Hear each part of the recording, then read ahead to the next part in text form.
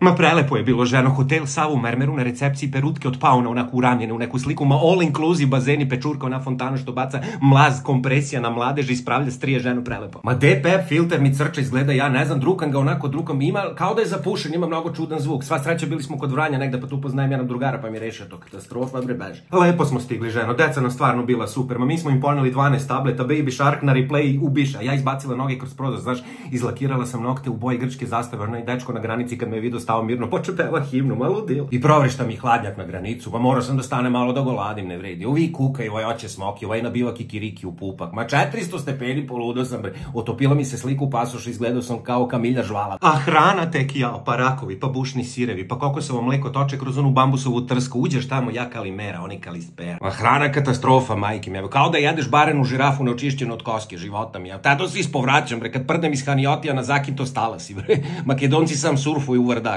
Plaža, sitan pesak, more, tirkiz, kao Suzanina fasada, žimiti, čista morska šizofrenija. Pa pocrneli smo lepo, ovaj mlađi on bolje prima boju, tako da samo njega iznosimo pre komšiluka. Ma šta sam pocrno, bre, brate, izgorao sam ko da sam išao na građevinu da radim, bre, još se pušim, žena me gasi na 2 minute, se ne upali alarm za požar. Ajde, ma sad sam bio i više nikad. I sledeće godine ćemo tamo, ženo, ja sam raspamećena, će da vidiš slike, ima da izrokam 43 storija kao mini vlog. Šlog, tada da me strefi dok nismo stigli, bre, ona tovarila stvari kao da ne znam, čini mi se ovaj Louis Vuitton manje stvari donao kad otvarao butik od u Beograd.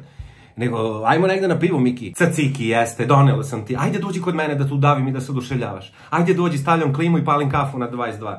Telemeke sa Sef Haristopoli. Kaži samo parakalo. Pa kao...